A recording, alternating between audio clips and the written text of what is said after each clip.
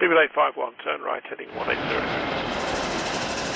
Order 14 Papa, turn right 245, report localizer established 27. If you've been keeping a close eye on the channel for the past few years, you may know that Perth to London has been a key topic. We've learned together that the route is indeed a major success for the Australian carrier Qantas, and is usually on average having a load factor of around 90%.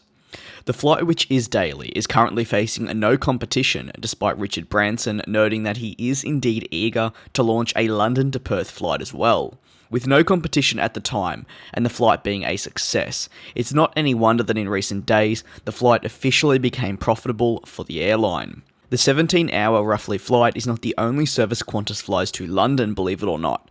Flying to London for the airline isn't something new either. Qantas flies its QF1 service from Sydney to London via Singapore. The route is a popular one, as it also gives customers an option from the likes of Melbourne and or Brisbane to link up with the second leg rather than going to Perth. QF9 and 10 was actually previously a Melbourne-Dubai to London and back service before switching to a Melbourne-Perth-London. Although, as we know, it's really that Perth to London sector which gets the fanfare.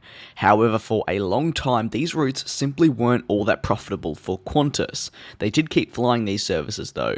However, with the volume and cost it overall takes to operate the A380s that flew to London previously, and the general load factors, it meant the route was simply not profitable.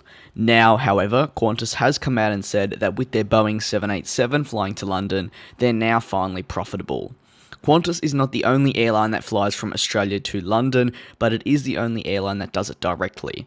Qatar, Etihad, Cathay Pacific, Thai Airways, Garuda Indonesia, Royal Brunei, British Airways, and the list could really go on, all also fly from Australia to London. And while these services require you to change planes in the airline's hub, Qantas does give customers the option to go direct. Qantas reached this profitability for the first time in 10 years, or really since the global financial crisis, and have had to make some major changes to reach that. Changes that came about from the higher than ever operating costs. You see, Qantas now only have 2 daily flights into London, and while that's a lot for an Aussie carrier, it's nowhere near what they actually used to have, which included in the past 747s and multiple a day, and even just a few years ago, 2 daily A380s. Qantas has also adjusted their cabins inside of the planes that fly to London by including more premium seats, which in turn, as you may be able to imagine, generate more revenue.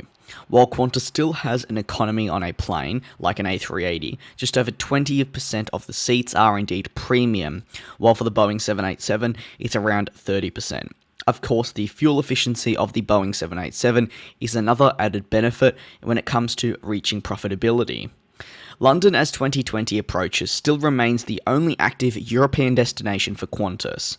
While the airline previously flew to the likes of Paris and Frankfurt, those services were indeed axed. However, CEO Alan Joyce has not ruled out the possibility of relaunching into the likes of Amsterdam, Paris, and Frankfurt. In fact, only recently did I actually explore what's been going on with the whole Paris saga, as flights look to have been secured a few years ago, but they never launched.